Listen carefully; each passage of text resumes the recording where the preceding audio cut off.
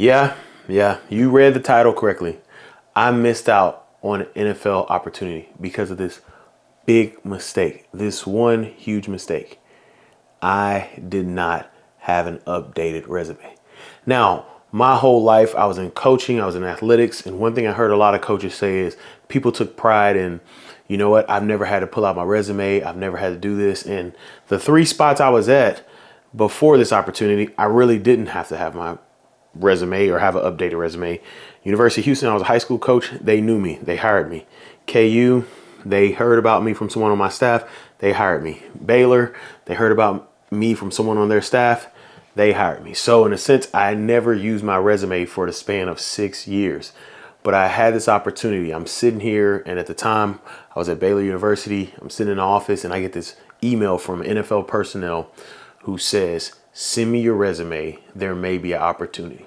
Now, I get this email about 9 o'clock in the morning, and I got meetings stacked up till about 3. Hindsight, what I should have done is cancel every single one of those meetings, because I talked to someone on staff and I said, hey, I know I just got here, but there's this NFL opportunity. Not everybody on staff, but someone I trusted. When I told this person the opportunity, the person looked at me and said, I know you just got here, but that is the NFL. It's the highest of the high. And so I was like, you know what? I gotta get my resume. I had my resume, and I had reached out to Lauren Hawkins, who was still at KU, and she was helping me out. She had been my assistant. I was like, Lauren, can you look at this? And she had class and stuff to do and to be at, because she was still a student graduating. And it was just like, I'm sitting there and I'm in these meetings like, I gotta get this to him. I gotta get this to the person who reached out to me. I have to. And eventually I got it to that person that reached out to me at 5 o'clock. Yeah, a whole day. And so nothing ever came from that. No interviews, nothing. And I just always remember, and at the time I was actually okay. I was like, you know what? I'm here. Just got this assistant AD job at Baylor. I'm going to be okay. Some of you all know my story. Ended a lot differently than I thought. But hindsight, if I would have had an updated resume, I would have been able to send it like that immediately. Boom, here you go. And so I want to encourage someone. That situation happened. It is what it is. I don't know what team, what position. I don't know what could have came from that. And honestly, I really don't want to know or care at this point, because, hey, it's all good. I'm here helping you, and this is the path that I'm on right now. But what I will say with that is, for you all, maybe there's someone listening to this who has had a career like mine where you haven't had to use your resume, or you've heard people say, whenever you do something, update your resume. I am here to tell you, do not make the mistake that I made in hindsight and not have that resume prepared. And not only that, when you have a resume, you want to talk about, everybody talks about positions. Everybody talks about, hey, I did this. And a lot of people, I used to copy and paste what my job roles and responsibilities were from the post or whatever, and I just put it on the resume.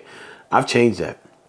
My resume now has numerical or quantitative data on what I've done in the role. And so my resume, if you look at my previous resume to my resume now, my previous resume would have said, hey, I lead the community engagement part of our program, blah, blah, blah, blah.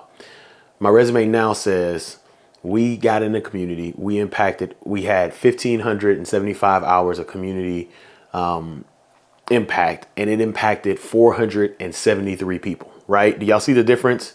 And so this is two things I'm giving you. I'm giving y'all a game on keep your resume updated, but also use numbers, right? Because the position says, oh, you know, yeah, I led our community engagement. Awesome. You know, what does that mean? It can mean anything, right? But when you give a number and say, you know, we had over whatever amount of hours and it impacted this many people, that helps. You know, when I was in college, hey, you know, the team GPA went from, instead of saying I am the academic liaison, responsible for the academic liaison, I could say, hey, the team GPA increased from a 3.08 to a 3.2. And we had a school record of 28 students that were on all Big 12 commissioners list, whatever it may be. That's the detail you need to have in your resume. But if you don't get anything from this, just make sure you update your resume. I did miss out on opportunity because I did not have my resume updated. I could not send it immediately. Resumes are still used. People still use them, and it's just great to have. Now, one thing I have had that has helped me in the role was I do an end of the year, but it's like a 7-page document. When that personnel, that executive from the NFL reached out to me. They just wanted a straight up resume. So 2 things to get from this. Number 1, keep updating your resume. Continue to update your resume.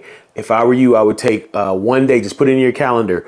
Every 3rd Saturday, I go in and update my resume. Or if you're a little more operational, a little more intentional, and you want to do it every week, get in that resume, see what you're doing.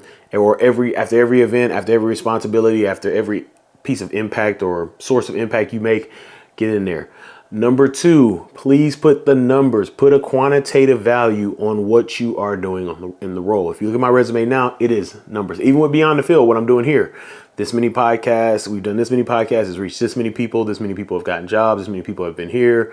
I've written this many books that have sold this much, so use quantitative measures in your resume.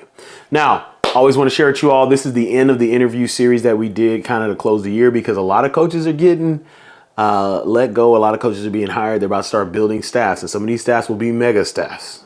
So I want to make sure that I'm helping provide as much interviewing gems, for lack of a better word, to you all. Happy holidays. I don't know if this is the last video of the year, but it's definitely the last video of this series. Happy holidays. And if y'all need to hit me up, reach out. There's information on an interview workshop in the show notes. And hey, don't be like me. Update your resume. That workshop, we'll talk about updating resume.